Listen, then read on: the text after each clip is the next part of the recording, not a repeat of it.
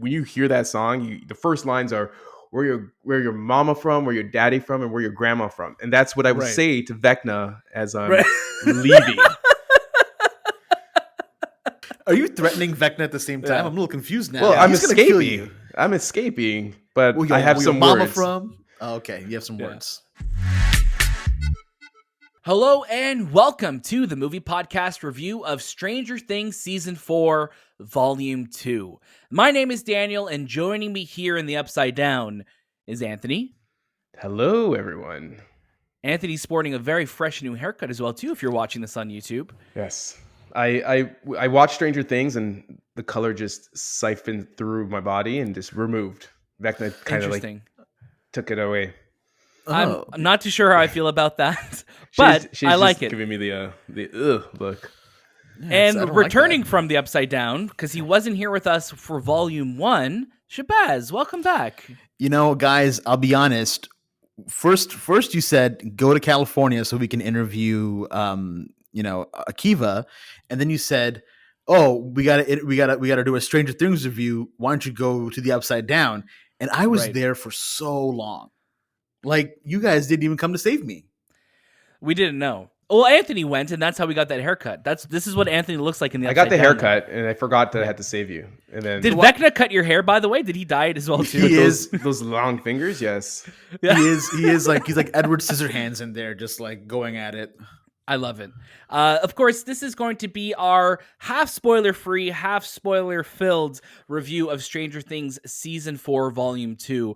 Like you already know, there was kind of a weird breakup with this season. Now we're getting the last 2 episodes that are very long each episode. The first episode is about an hour and a half. The second episode is about 2.5 hours. So there is a lot of Stranger Things to get through. But as always, you can catch a brand new episode of the Movie Podcast every single Monday.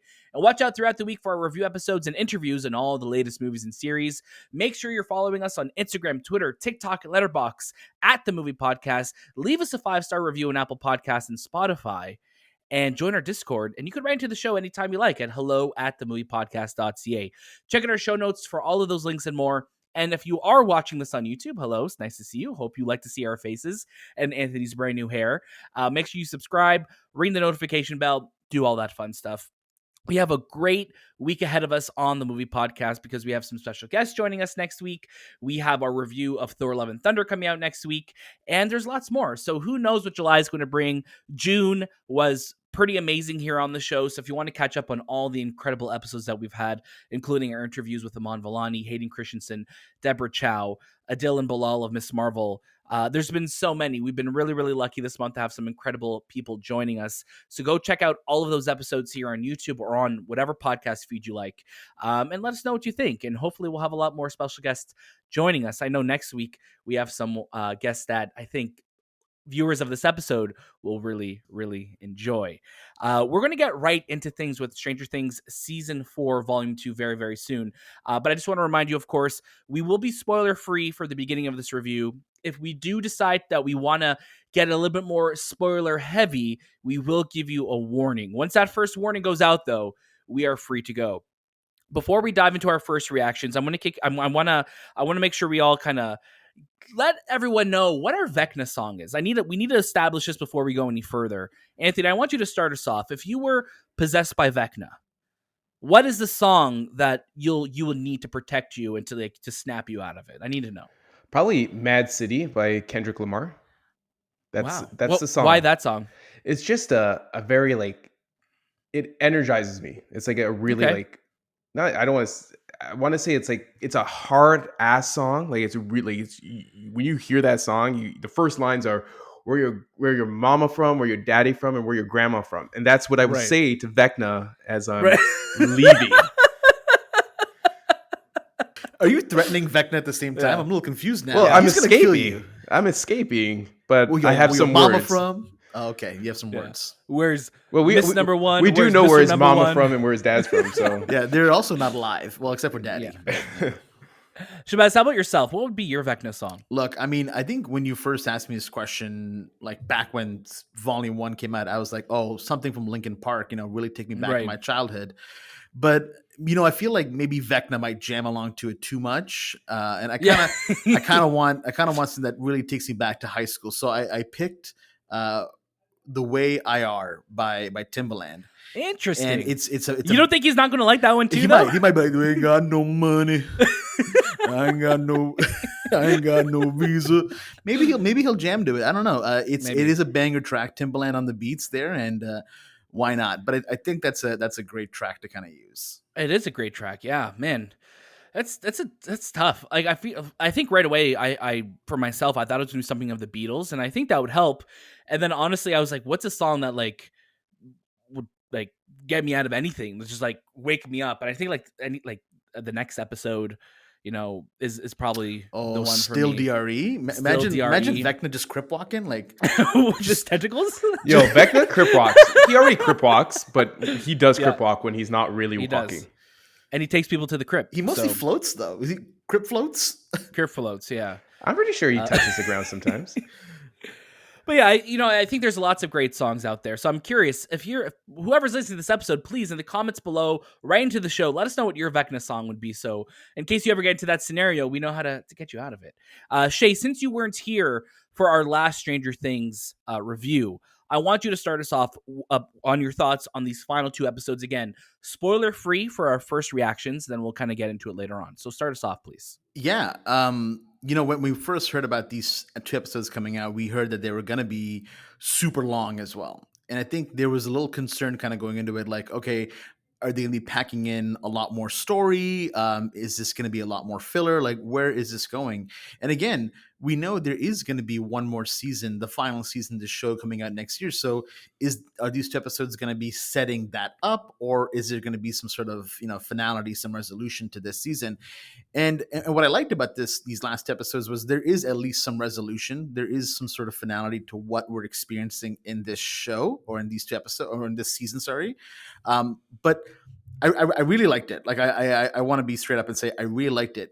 Do I think Volume 2 is as strong as Volume 1? I don't. And the reasons why I think that is because you have all this time that is put in this episode. So some things get a little bit more drawn out than I'd like. And especially you see that in the first episode of Volume 2, which is, I guess, it's episode 8.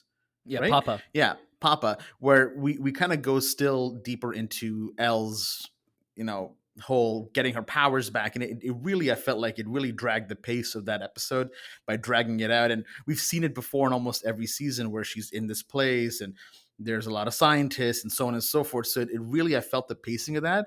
But then as soon as, you kind of come out of there, the show goes full steam ahead. And especially in the last episode, episode 9, it's just crazy action, crazy. Like the scale of the last episode is unlike anything I've seen on TV before. Yeah, it is massive. When you, especially when you think of the last episode 9, so Piggyback, it is massive. Like you said, it is epic. It is unlike anything we've seen in Stranger Things or on Netflix before. And I get why these episodes had to be broken up, in the sense that they probably did not have the time to finish this episode. And even for us, like Inside Baseball for us, we got this episode a lot later than we would normally would have gotten any episode or movie or show that we've been reviewing, right? But it was amazing to see that, because in that last episode, it is massive. It feels like the scale of a movie. Like, I felt, especially because the aspect ratio is bigger, and just the scope of the show is so much larger. You feel like this is a major like film event that you're watching, and that translates in the visuals, in the music, and just everything. Everyone's bringing in their A game. Their performances are top notch in both episodes. But I totally agree with you, Shay. I think the Papa episode, even though there was a lot of story in it, I think the story in it wasn't as interesting, or because I think we knew we were gearing up towards a big finale and a big fight. That first episode just felt like a tee up for what was going to come next. Anthony, how about you? What was your first reactions to episode 8 and 9 of Volume 2? 8 was the slowest. After watching 8 and then watching 9, 8 was it just felt like this story was a little bit redundant to what we just saw in episode 7, because it does focus a lot on Elle being in that compound trying to get out. In that place was the longest process in this whole experience. But episode 9, Oh my gosh, that was like a movie. It was like it's an event that I have never experienced in television before. I guess this you could compare it to maybe what Game of Thrones should have been when it finished its finale. Yeah. This was absolutely ridiculous. You got 2 hours and 22 minutes of It's Stranger longer than a Things. lot of movies that we've Yeah. watched this year, you know? My biggest complaint really with this season, and I think this is probably the best season of Stranger Things. My biggest complaint Yes. is just how they were distributed throughout the months, or the how it came out in what was it, June? May. End of May. And then we had to wait like a month and a half to get the last one. I wish they should have just distributed it every week as weekly episodes, and it would have just ended right on the date that it ended. Like it just Yeah. would have made more sense. It would have, like you said, Daniel, it would have had that conversation happening. It would have also, like, sometimes you don't want to give people everything all at once, even though they demand it, or they Right. want it. Because I was in that boat at one time. Like, oh, I love watching and binge watching it, and I've been binge watch Umbrella Academy, but then watching Obi-Wan, I'm like, man, I do, and Miss Marvel, I do like the episodic. There's something to look forward to every week. It paces me out throughout all the other shows, and I don't forget about it. We had to go watch a recap, and I know it doesn't say, oh, you have to watch a recap for sure, but like I think it would have been better for the viewing experience to do it episodically. I don't think anyone would have complained, because if you're in love with Stranger Things, you wouldn't care if it was coming out every week. But I think that was its downfall in the terms of how the season went. But overall, this is the best TV I watched this year in terms of storytelling, in terms of visual effects, in terms of character development. Everything that was put into the show was absolutely fantastic. The Duffer Brothers, they pulled it. They pulled this one. They did a really good job. And it was always scary with Stranger Things, because you felt like there's not much lore to it. They're building this lore as they go. It's not based on anything. It's not based on a book. So you Right. hope that the story that they're telling is something that you enjoy. And damn, this season you really enjoyed it. Shay, you had something to add to that. Yeah, I mean, I think, Anthony, to your point, like I agree with everything you said. I also think that another element of it that would have benefited a lot, and I'm not saying that this was an issue, but I feel like for the team it would have been, if you spaced out these episodes weekly, you allowed the VFX artists to really take their time to build whatever they need to build, instead of worrying about, okay, we need to cram out at least 10 hours for one day, pretty much, of episodes. I know that, these VFX artists work pretty much to the 11th hour and even beyond that, because when volume 1 came out, they dropped it, and then over the weekend they updated the episodes with some updated effects. So if you had these episodes coming out weekly, you would have at least allowed those VFX artists to at least tune everything as they needed to kind of go week by week. And I think that would have helped them more. I mean, I'm not a VFX artist, and if you are a VFX artist and you want to write in the show and tell me I'm stupid, you're more than welcome to, or you can tell me I'm right, and there we go. Yeah, I mean, if you just want to write into the show and let Shay know he's stupid regardless, you can. We do get a lot of those. I do send them right to trash. I send them right to trash. But no, I'm actually curious, about that, because, when we think of the VFX for anything, it's like, was it the same group of VFX artists working on this whole season? Or did different VFX artists have they been working on shots like we saw in these last two episodes, especially maybe the entire time they worked on Stranger Things, right? So I'm just curious about that's obviously something that's more on the production side, the post production side, that we don't really know the scheduling of, but it's interesting. But I do want to say, and I think that holds true for all three of us, is that the VFX work on the show is phenomenal, and especially in this last episode, Piggyback, in episode 9. It is some of the best visual effects I've seen on a TV show so far. When you see some of the other shows that we have out there that are big, high budget shows, they look great for shows, but when you think about them, but compared to a movie, doesn't look as great. And I'm talking about more of the scale, where Stranger Things throughout looks beautiful. The show is stunning.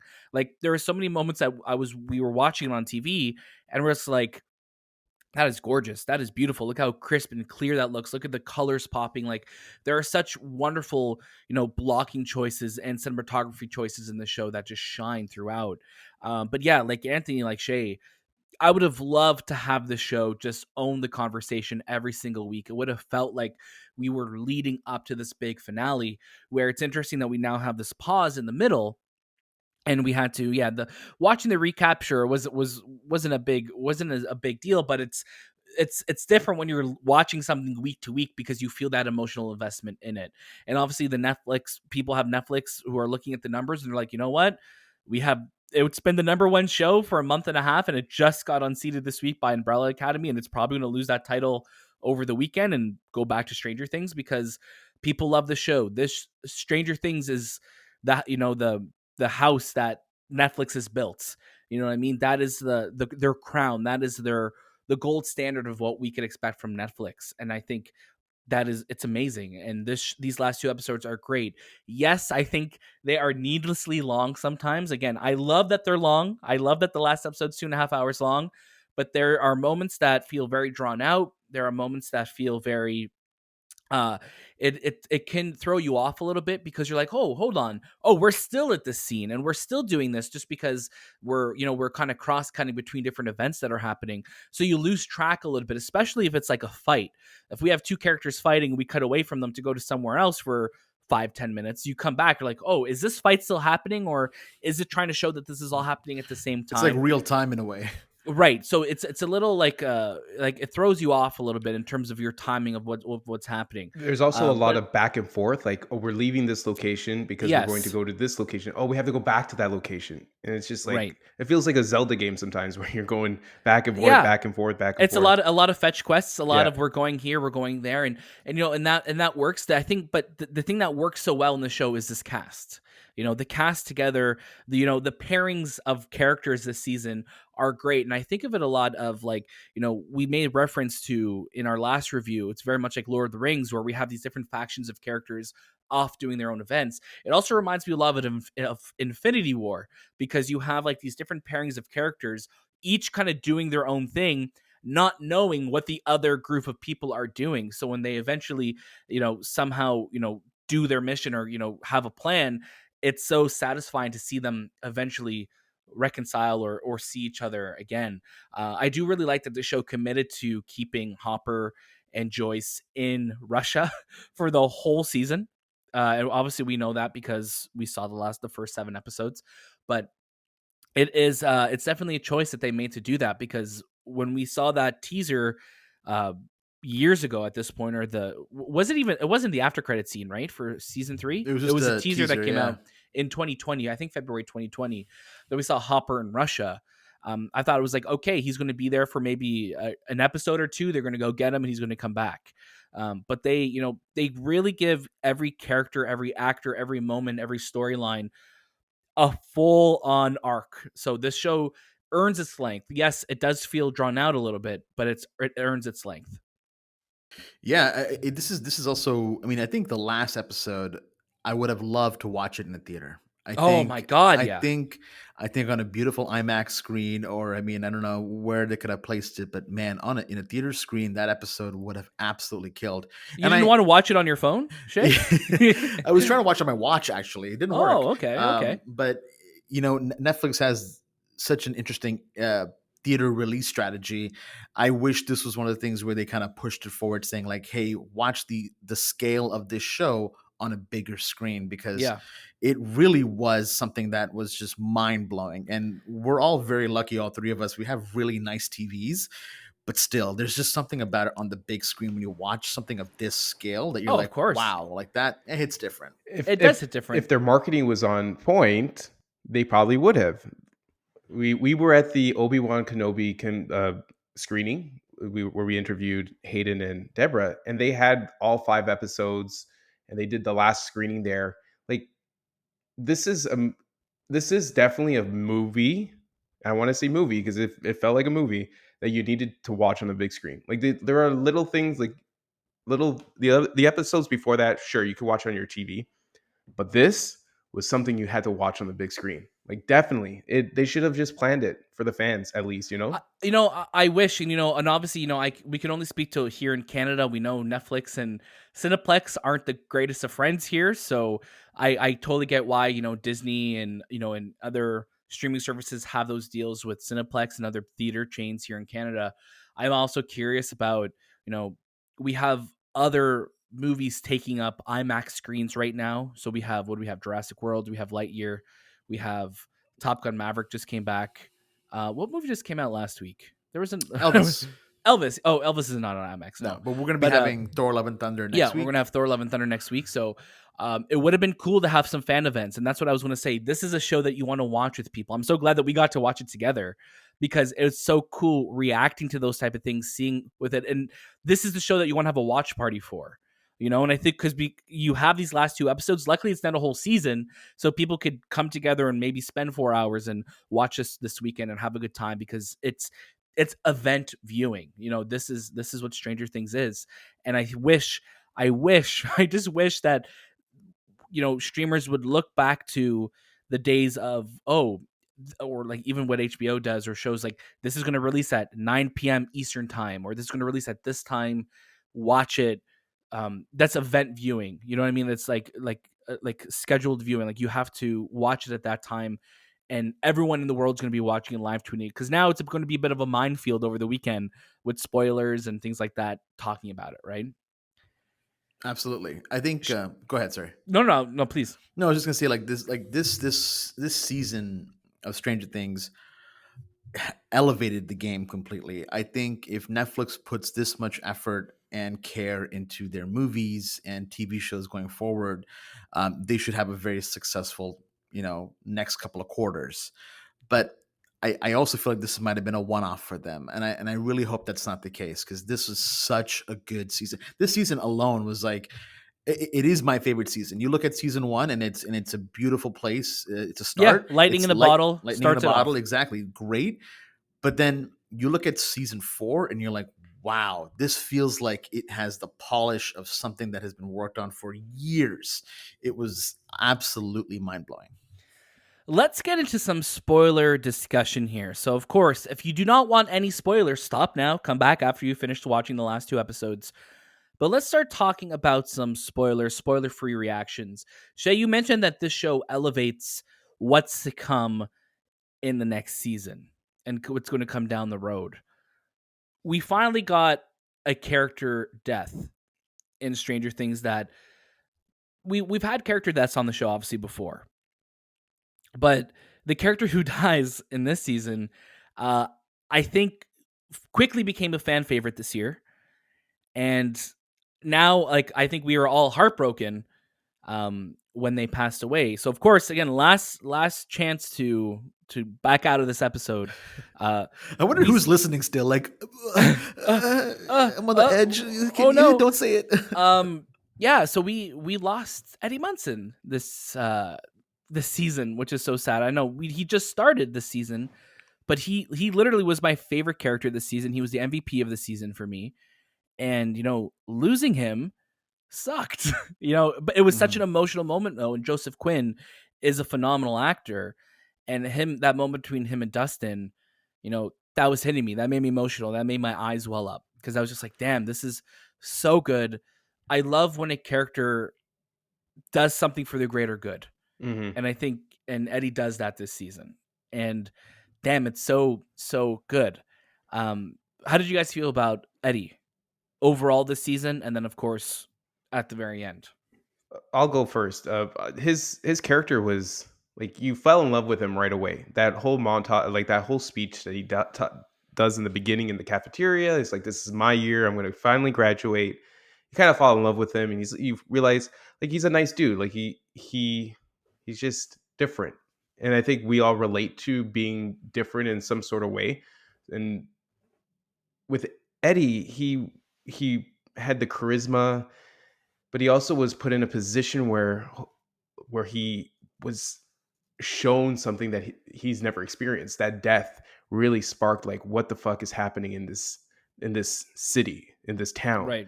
And he's been thrown into this, and then for that ending, for him to be like gung-ho, I'm gonna support everyone. It was tragic. It was definitely tragic to see Dustin, who hasn't really, I don't think any of them have experienced death like that. Like, he died in his arms. Like that's very hard for these kids to experience. I guess Max would be with her brother or her stepbrother. But this was different because this was the original cast and Dustin really connected with him.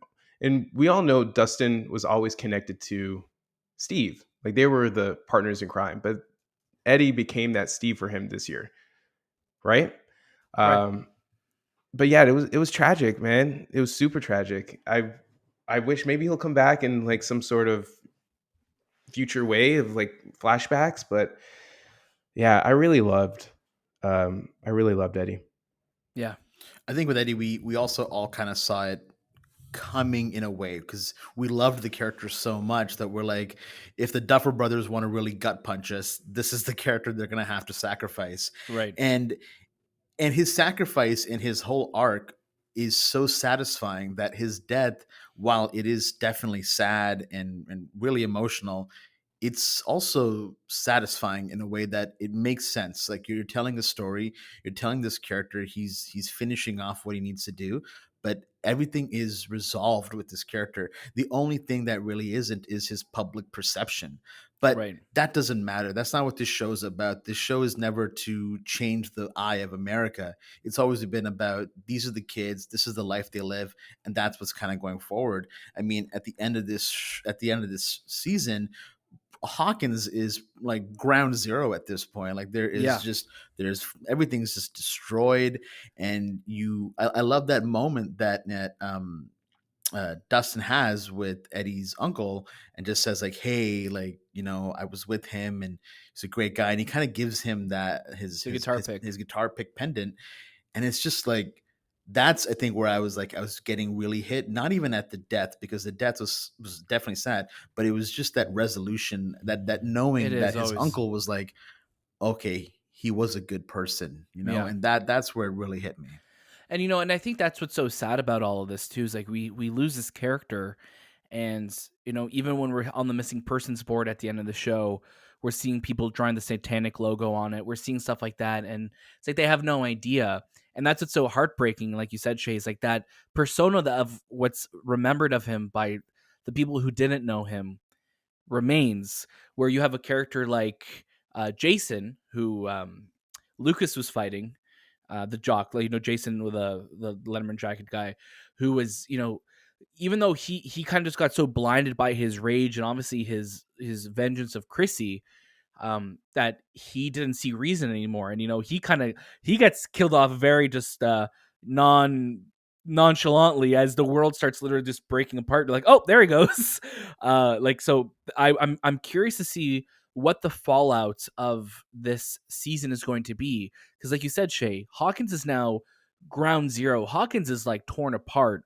And the last scenes of this show are, Will gets, he gets a little goose pimples at the back of his neck.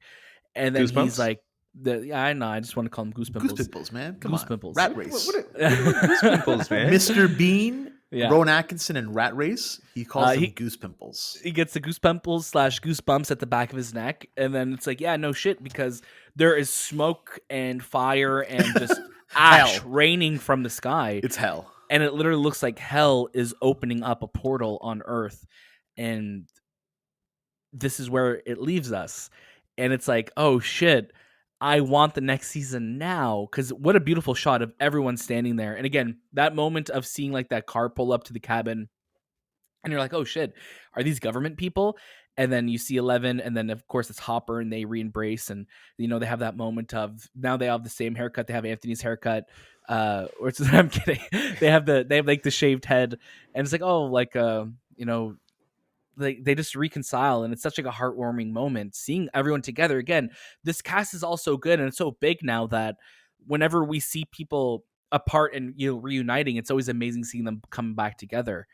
We also had a very scary moment where we thought we were going to lose Max because Vecna does take her. Jason destroys her cassette player, and she does the whole arm thing. Her arm and legs snap. She goes into thing, and her eyes and obviously her neck didn't break because they were able to pull her back before that. But there was a real moment that I thought, oh my God, they're going to kill Max right now. And we still don't know what's going to happen with Max. I think I think she'll recover, but she was blind.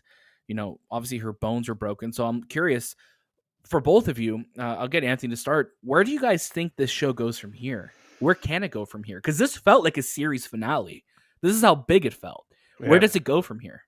The end sequence, like if you watch the first season and then you watch this season, you would never expect it to get to this point. This is like we're now talking about like end game levels. Like these are massive. These are events that are happening in Hawkins that cannot be considered conspiracy anymore. Like no, people will know what's happening now. I feel like we were discussing it. Like, is this going to be the season where the town or the city or the world will experience what's happening? What's this upside down? You can't turn away from it. You can't turn away. There's no. It's ash coming down. They call it an earthquake, but earthquakes don't have fires coming out of the underground unless there's a volcano nearby. But I don't think there's a volcano in Hawkins. But I don't think so. Yeah, this is, and I think that last sequence with all of them there, it's like they're preparing. You have the superhero, the background. You got all of them placed in one way, and you got 11 with her look like you're not going to win this time. And clearly, this is going to. I think this is going to start off right where it ends. I don't think it's going to be like 8 months later and there's still flames boiling out of the city. I hope not. This is going to start right away, and I don't know what's going to happen. I know there's spin-offs and all that stuff, but I don't know who's going to survive. Steve survived. A lot of people were putting money on Steve dying because, he didn't have the girlfriend. He didn't have really the life that a lot of the other cast members have with each other. But as soon as I saw the Netflix billboards that said like protect Steve with the vines and stuff on, I'm like, I feel like he's safe. I don't think they would do that if he was going to die. And that's one thing. I think that sequence with him and Nancy and all three of them, they were shooting those Molotov cocktails. Probably one of the best CG sequences in the whole series. Amazing. Fantastic. I do wish we saw more Steve. Like we saw in that episode where he gets attacked by bats when he becomes like Die Hard. Yeah. But I do wish we see more Steve because I feel like he wants to be this heroic character. He wants to save the day. And, give him that limelight because we saw Hopper. He fucking turned into, He-Man with that sword and he started chopping down some demigorgons. Hopping and chopping. Man, that was such a great sequence. But anyways, getting back to where season 5 starts and ends, I don't think anyone else would die. I don't think so. I think it's just going to be an event like War of the Worlds. It just felt like that. It just felt like this is like Definitely Steven Spielberg's War of the Worlds vibe happening. People are gathered, trying to escape, getting out of town. There's going to be government involved. There's going to be a lot of things. They're going to like there are points in this episode where we don't really get conclusions to, which is the government chasing down 11. They just suddenly disappear. They don't really follow her. Am I correct? Like you're correct. Yeah, they just stopped. Papa did pass away, but we did not. We don't even know. We don't get any more. He had a big hole in his chest. But he had a big hole, but But again, who knows? The government could have gone to him and injected him with something, and then he's like, "Oh, now I'm alive." Yeah, we always think he's dead, but he's always alive. But yeah, there's that. There's going to be some sort of gathering of people where it's going to be just all out like battle. Independence Day. Yeah, it's going to be Endgame. Like, I'm telling you, it's going to be Endgame. Everyone's going to come out. 11's going to lead the charge. She's going to use her telekinesis, and like that's the only. I guess another big part of this was I wish we saw 11 stronger, and I think that's where the Duffer Brothers might have wanted her to be this character for this. Like she's being bullied. She's dealing with loss of her powers. She's depressed in a sense. She has to get back to what she used to be. Right. I just wish we saw more of it. Like I wanted her to destroy. Yeah, you wanted her to go full Vader. Yeah, and we were talking about who would win, Vader or Vecna. Darth Vecna. Darth Vecna. But I just want to know what Vecna comes back as. Is he still the same person? Yeah, is it still Vecna? Is he still going to be the big bad? Are we going to have new people introduced next season? We most likely will. Shay, what are your thoughts on what comes next? When do you think we'll see season 5 drop? God, I hope it's not too long. I hope at another most, 3 years. I hope at most it's just next year because they are not kids anymore. No, they will have kids by next season if at this rate. So I think at this point, like we have Vecna. Vecna survives obviously at the end, because whenever someone falls out a window, chances are by the time you get downstairs, they're gone. It's like Scooby-Doo, you know? Yeah. So we're going to definitely get something along those lines of Vecna's back. He's more powerful. But you're right, Anthony. I wish we got to see, 11 at 11, like just like crushing bones 11 and at 11. just killing it. I like and I think that next season, that's hopefully where where 11 is. Vecna is obviously back. Do we see a bigger, badder villain, like an overarching, like I'm the king of the upside down kind of thing? Hopefully we see something like that. But I think you're right. This show needs to pick up right where it left off from, because how do you just ignore that? And if they do like a time skip, I feel like it's cheap. It cheapens what we just saw. So give us directly from where you left off, maybe at most a couple of days, and then let's get into it. Let's get into getting Vecna. I also don't think maybe the next season needs to be superbly long. I think you can make it just maybe about 8 or 9 episodes, just like this one, but you don't have to do the 2.5 hours here or there. If they do, totally fine with that. I trust in what the Duffer Brothers are going to do. I'm curious as to where they're going to land with it. I want Steve back. I want Steve in his element, because in this season he was everywhere. Kind of, he wasn't season 3 Steve that we had. That was just really, really in the forefront. But yeah, that's kind of where I'm hoping it goes. It's interesting. I'm curious for next season as well. Are they going to try breaking it up like they did this season? Are they going to try weekly release? I think they are going to want to make an event of it, especially if this is the last season of Stranger Things for the time being, right? So I'm curious. Also reminded me a lot of when you look at like Deathly Hallows, like the Harry Potter the films, we have after Dumbledore passes away and Half-Blood Prince. It's like, how do things go back to normal after this? You know what I mean? Or like, and I like that these characters are the ones on the inside where it's like, they know there's this giant evil out there and they're the ones who are having to face it. Right. So I'm curious, like, how does the world react now that they're seeing this? Is this going to be a worldwide front now? Or is this something that all of Hawkins is going to come together? I'm curious, and I'm wondering, like, the Duffer Brothers know how they want to end the show. Are these episodes scripted yet? Are they planning on shooting soon? And these are a lot of questions that I'm sure they're going to get very, very soon, because people will become ravenous for more. And we are right now, because I'm like, this show was so good. The season was so good. I want more of it. Like you said, Shay, like I wouldn't mind if there are more, if there are longer episodes again, maybe at least of the finale, like next series finale is over 2 hours again. I'd be down for that. Just make it an event. There's a lot of natural ending points, though, I found in these last 2 episodes and throughout the season, where the episodes kind of go to black. And it felt like in any other season, this is where it would have gone to be, we would have had the titles come up and it would have gone to a next episode. There's a couple of moments of that in episode 9, the piggyback episode, the season finale, where it felt like this is where this episode should end and, start a new episode. But, it just kind of keeps going. We do have a 2-day jump from the finale as well, too, which felt a little jarring, kind of just going from the fight to 2 days later. But I get it. You have to try and bridge the gap some way.